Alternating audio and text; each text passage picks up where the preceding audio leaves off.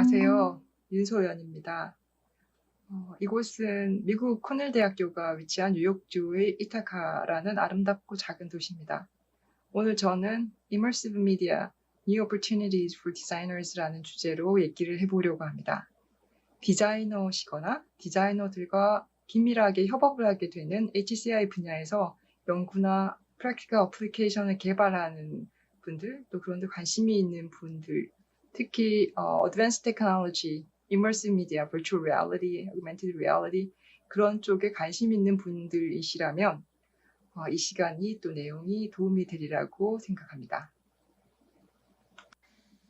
요사이 부쩍 자주 등장하는 Virtual Reality, Augmented Reality, 가상현실, 증강현실 등 이런 Immersive Media의 배경과 기술에 대해서 알아보고 디자이너들, 또 디자인 연구자들, UX 디자이너들, 개발자들이 관심 있을 만한 Immersive Media 기반 프로젝트들을 소개하고요. 디자이너들의 그 속에서 역할과 기회에 대해서 제 경험을 바탕으로 나눠보려고 합니다. 1999년부터 대학교에서 가상현실 프로젝트와 연구를 수행해왔고, 그전에는 1980년대부터 전자오락실 등을 지나칠 만큼 자주 드나들며 사용자 경험을 익혀왔는데요. 오늘은 최근 프로젝트들을 중심으로 보여드리겠습니다. 많은 분들이 아시다시피 VR, AR은 기술적으로 많은 공통점을 갖고 있는 반면 적용 면에서는 명백한 차이점도 있습니다. 그 얘기에 앞서 Virtual Reality의 역사와 배경을 살펴보겠습니다. HMD, Head Mounted Display라는 머리에 쓰는 VR 장비가 나온 건 1960년대 후반 하버드 대학에서 아이반 서더랜드의 HMD가 최초라고 알려져 있습니다. 한 50년 넘었지요. 최초 버전이 탄생하고 그 이후로 여러 연구소에서 기술 개발을 계속하게 됩니다. 여러분도 아시다시피 가상현실의 첫 용도는 비행 시뮬레이터였습니다. 파일럿의 비행 실습을 위해서 카메라로 찍은 비디오 영상이 사용되다가 컴퓨터 그래픽을 통해서 VR로 세대 교체를 하게 됩니다. 플라이 시뮬레이터만큼이나 중요한 분야가 밀리터리 트레이닝이고 그 분야로는 연구 과제도 무수하게 나왔었습니다. 지금은 HMD가 불과 한 10년 전에 비해 파격적으로 저렴해졌고 그 기술도 놀라운 만큼 발전해서 아마 여러분들 가정에도 스마트폰 베이스 헤드셋을 사용하시는 경우가 있으실 텐데요. 2012년에서 2015년 무렵에 아큘러스, 그 다음에 HTC, 구글, 삼성 등을 필두로 예전에는 수천만 원대였던 그런 성능의 HMD들이 상용화가 되게 되었습니다. HMD 외에도 VR 구현을 위해서 케이브처럼 가격이 수억까지 달하는 프로젝션 베이스드 VR이 많이 사용되던 때가 있었습니다. 그 유명한 케이브, 사실 이거는 브랜드 네임이죠. 가 대표로 프로젝션 베이스드 VR인데요. 1992년 Electronic Visualization Lab이라고 University of Illinois 시카고에서 개발한 시스템으로 이 랩은 아직도 그 분야로 VR 연구를 이어가고 있습니다. 저 오른쪽 사진이 EVL에서 개발한 Cave라는 프로젝션 VR 시스템이고 보시듯이 베리에이션들이 있습니다. 한 면이 8 to 10 feet, 2.5에서 3m 정도 되는 스크린들로 seamlessly 연결이 되어 있는데요. 스테레오스코픽 디스플레이를 위해서 고화질 후방 프로젝터가 2대씩 각각 스크린에 필요하게 됩니다. 케이브 형식과는 다른 커브식의 이머시브 프로젝션을 구현하는 VR도 있습니다. 이들도 마찬가지로 이 프로젝션 VR을 위해서는 특수 장비가 필요하고 매우 큰 오픈 스페이스가 필요하고 또 특히 여러 개의 고성능 프로젝터들이 잘 연결돼서 스크린에 정확하게 매치시키려고 하면 그 칼리브레이션 과정이 사실 전문가에게도 쉽지 않은 작업입니다. 전문 인력의 유지 관리 비용까지 생각한다면 만만치 않은데요. 누가 어떻게 사용하고 있는지 궁금해지죠. 아직도 사실 적용 분야는 확실하게 있습니다. 디즈니도 있고 입체 영화관도 있고 또 여기서 보시는 웨스트 포인트 같은 곳에서 아프가니스탄의 전쟁 장소를 다시 살펴볼 수도 있고요. 그것도 여러 명이 같이 볼 수 있습니다. 뿐만 아니라 인체나 세포의 내부도 볼 수 있고 무주 공간이나 사라진 역사 속의 장소도 가볼 수도 있습니다. 확실한 프로젝션 VR의 장점은 보시는 것처럼 여러 사람이 물리적으로 같은 공간에서 가상 환경을 체험할 수 있다는 것이고 3D 글라스를 쓰면 입체로 공간 그 속의 가상 공간과 오브젝트를 3차원 영화처럼 3D로 볼 수 있습니다. 그리고 또 제 경험으로는 HMD보단 멀미가 약간 덜 나는 편입니다. Visually Induced Motion Sickness라고 하는 가상현실의 네거티브 이펙트에 대해서는 나중에 다시 얘기해 보겠습니다. AR, VR로 대표되는 Immersive Media에도 나눠보면 여러 종류가 있습니다. 종류를 불문하고 Presence Immersion이라는 사용자 경험 측면에서 빠질 수 없는 컨셉이 있는데요. 가상 환경에 being there, 실제로 만질 수 있을 것 같고 거기에 있는 듯한 몰입감, 테크놀로지에 따라 사용자 특성에 따라 또는 내용에 따라도 정도의 차이가 있지만 높은 몰입감은 Immersive Media의 기본 특성입니다. 테크놀로지 면에서 보시는 것처럼 Immersive Media를 연속 성상에서 분류를 하기도 하는데요. 얼마나 실제 또는 현실과 연결이 되어 있나의 하나의 컨티넘에서 보는 겁니다. 왼쪽 끝이 현실이고 오른쪽 끝이 가상현실입니다. VR 가상현실은 말 그대로 전적으로 현재의 환경과 별개의 디지털로 만들어진 환경과 경험입니다. 기술력 위에 좋은 내용을 기반으로 디자이너가 리얼리즘을 잘 구현하면 그만큼 프레젠스가 높아집니다. 영화 세트를 잘 만들어야 영화에 몰입되는 것처럼 현실이랑 차단이 되어 있으니 VR에서는 뭐든지 다 가능합니다. 제가 여기서 말하는 디자이너는 3D 아티스트와 합쳐진 개념 같기도 하네요. 개발자와 함께 뭐든 다 만들 수 있는 VR이 있는가 하면 AR은 실제 물리적인 환경이나 오브젝트가 있고 디지털로 만들어진 내용이 겹쳐져서 리얼과 버추얼이 공존하는 기술인데 밀그램의 믹스드 리얼리티 분류로 보면 기술과 가상에 대한 몰입 정도에 따라 Augmented Reality, Augmented Virtuality로 나눠져 있습니다. 갑자기 벽이나 바닥에서 버추얼로 만들어진 뭔가가 진짜처럼 튀어나오거나 진짜처럼 보이는데 신기루처럼 가상이라면 Augmented Virtuality가 되겠죠. 3차원 안경을 끼고 보는 위치가 정해져 있다면 실제 같은 입체감은 충분히 만들 수 있죠. 다음은 포켓몬고로 잘 알려진 Augmented Reality 앱들이 많이 나오고 있습니다. 상업적으로는 가구 딜러들이 스마트폰이나 태블릿으로 온라인 카탈로그에서 선택한 가구를 염두에 둔 공간, 부엌, 침실, 거실 등에 넣어보는 AR 앱을 종종 보셨을 거예요. 아이키아가 먼저 시작했고 웨어페어도 하고 있고요. 또 롤렉스도 손목을 폰이나 태블릿, PC의 카메라에 대면 선택한 시계 모델들이 손목에 턱턱 붙어서 돌려볼 수 있고 그 자리에서 디자인을 바꿔볼 수도 있습니다. AR은 VR에 사용되는 기술의 연장선에서 실제 환경, 실제 오브젝트가 있어야 구현이 됩니다. 그런 의미에서 믹스드 리얼리티와 어그멘티드 리얼리티 용어가 구별 없이 사용되기도 합니다. 여기서 물어봅니다. 왜 디자인을 위한 이머시브 미디어인지. 코비드-19 팬데믹만 봐도 불가능했던 시나리오가 가능해져야 하는 상황인데 이때 큰 역할을 할 수 있습니다. 디자인 실무나 교육에서 가상 환경에서 디자이너들이 협업을 할 수 있게 해주죠. 3D 마크업이나 프레젠테이션을 함께 보고 같은 가상 공간에서 디자인에 참여를 할 수도 있습니다. 보시는 영상은 팬데믹 때문에 유명해지고 있는 와일드라는 VR 기반 디자인 콜라보레이션 플랫폼의 프로모션 비디오입니다. 이런 멀티 유저 플랫폼이 아니더라도 3차원 공간이나 프로토타입의 디자인 컴포넌트, 디자인 전반을 더 잘 이해하고 시연해 볼 수 있도록 하는 기술이 가상현실입니다. 디자인 중에서는 건축 실내 환경 디자인, 디자인 교육이 제 전문 분야라고 얘기할 수 있을 텐데 90년대 말 HCI에 입문한 것도 3D 그래픽스로 공간과 공간 내 디자인 엘리먼트에 대한 사용자 경험을 잘 알고 싶어서였습니다. 그러기 위해서는 3D 그래픽스와 immersive media의 역할도 이해를 해야 했었고 사실 원 주제만큼이나 중요한 토픽이죠. immersive media는 정보의 양에 있어서 타의 추종을 불허합니다. 미디어를 다 합칠 수 있고 거기에 실시간 인터랙션, 셀프 컨트롤이라는 중요한 자원이고 공간 내에서 스페셜 메모리로 더 많은 정보를 프로세스할 수 있게 해줍니다.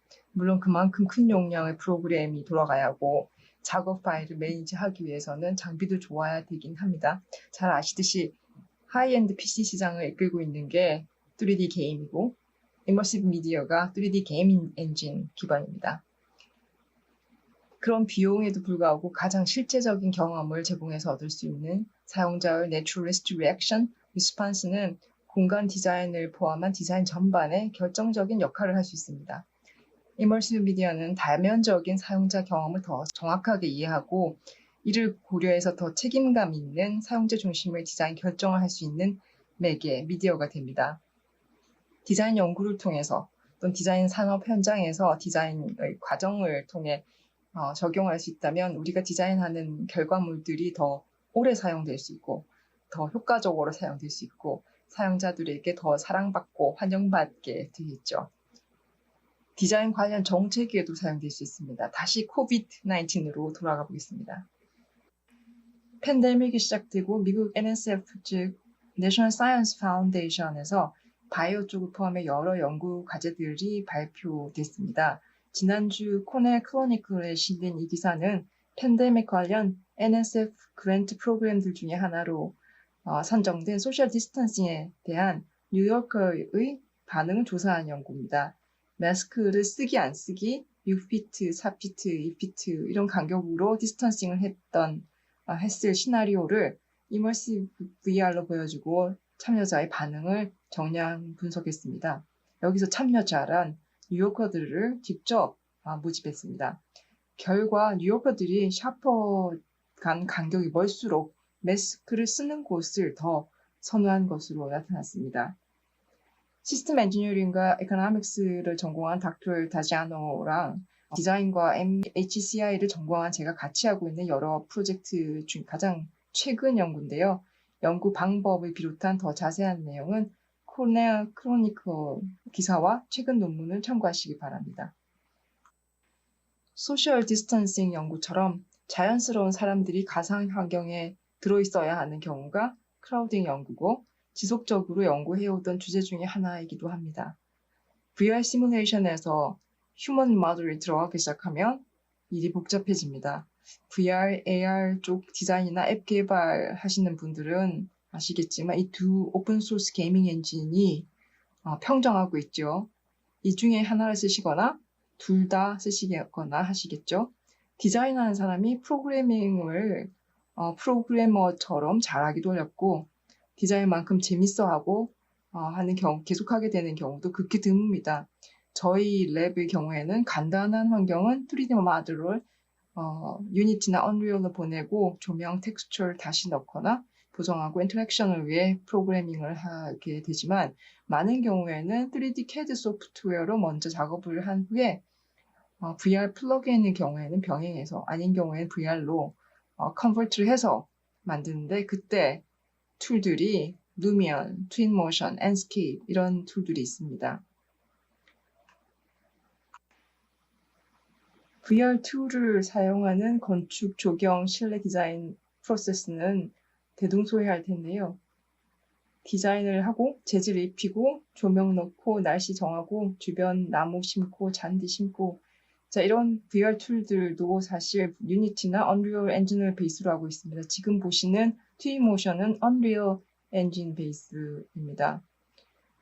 유니티, 언리얼 게이밍 엔진 자체에도 이미 자연 경관, 나무, 풀, 날씨 이런 에셋은 풍부한 편인데 그 안에서 사람 찾기는 어렵습니다. 전사, 몬스터 이런 친구들은 잘 있는데 평범한 인간 모습이 잘 없습니다.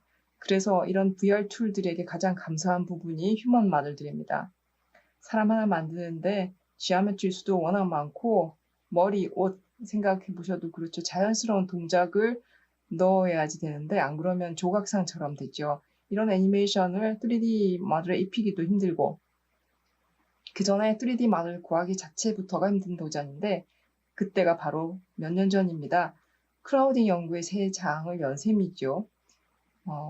크라우딩은 디자인에도 중요하지만 심리, hospitality, transportation, social distancing 관련 여러 연구 분야에서도 중요한 주제입니다.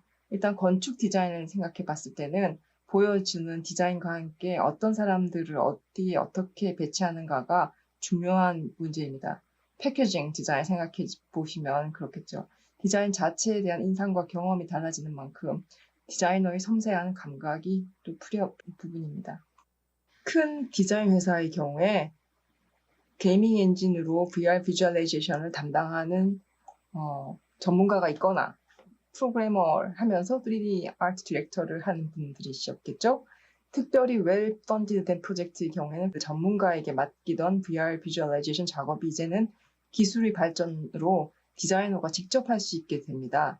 클라이언트 프레젠테이션 뿐만이 아니라 디자인 과정에서 VR 툴들을 사용해서 더 좋은 디자인 결정을 과정 중에 할 수 있게 된다는 점도 있습니다. 프레젠테이션은 헤드셋을 사용할 수도 있고 프로젝션 VR을 쓸 수도 있고 AR로 할 수도 있습니다.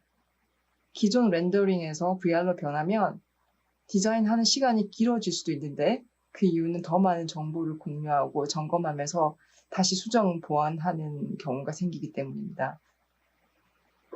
저도 집 디자인 프로젝트를 진행하면서 클라이언트에게 VR로 보여주면 온 가족이 헤드셋을 번갈아 쓰고 공간마다 구석구석 다니면서 다시 생각해보고 잔뜩 숙제거리를 만들어 옵니다. 그래도 장점은 나중에 놀라거나 실망한 부분이 줄고 참여하는 디자인이 되고 결과에 대한 만족감이 높아진다는 겁니다. 다시 VR 연구 프로젝트로 돌아와서 다음 영상은 뉴욕 지하철 크라우딩 연구입니다. 지하철 내의 크라우딩과 유혹커들의 트랜스포테이션 선택에 관한 실험 연구입니다. 여러 가지 크라우딩 시나리오를 이머시브 VR로 구현하고 생체의 반응과 셀프 리포트로 실험 참여자의 반응 데이터를 모았습니다. 디스크릿 초이스 모델링을 통해 어느 정도의 크라우딩 수준에서 얼마 정도의 시간 또는 거리를 가게 될 때 참고 가겠다 내지는 다른 교통편을 이용하겠다고 결정하는지 정량적으로 분석하는 연구입니다. 결과는 교통 정책을 수립하는 데 유용한 정보가 됩니다.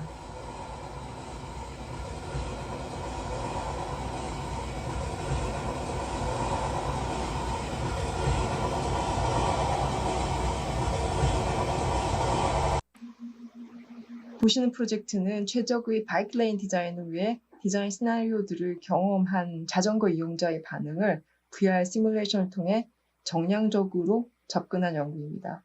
차도의 교통량과 속도 14가지 디자인안을 만들어 자전거로 120m 정도 달리면서 나오는 경험 데이터를 실험을 통해 모으고 분석했습니다. 이 연구는 곧 논문으로 찾아보실 수 있으실 겁니다.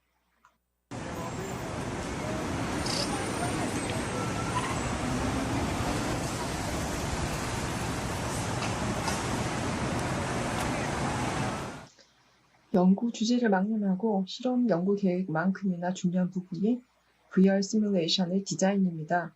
시각적으로, 청각적으로, 물리적으로 자연스럽고 현실감 있게 느껴지는 환경이라야 자연스러운 인터랙션이 유도되고 리액션이 유도되고 결과의 릴라이빌리티도 기대할 수 있습니다. 이머시브 VR을 한 번이라도 경험해 보신 분들은 디자이너나 연구자가 반드시 유념해야 하는 부분이 사이버 시크니스, 또 VIMS라고도 하는데요. Visually Induced Motion Sickness. 그런 점을 공감하실 테고 많은 연구들과 제 경험도 강하게 뒷받침을 합니다. 여러 가설들이 있고 사람들마다 분명히 정도의 차이는 있지만 확실한 것은 보여주는 환경 내에 움직임이 많거나 셀프 컨트롤이 적고 비주얼 퀄리티가 낮거나 반응 속도가 낮거나 하는 등의 내용과 기술의 영향을 많이 받는다는 겁니다.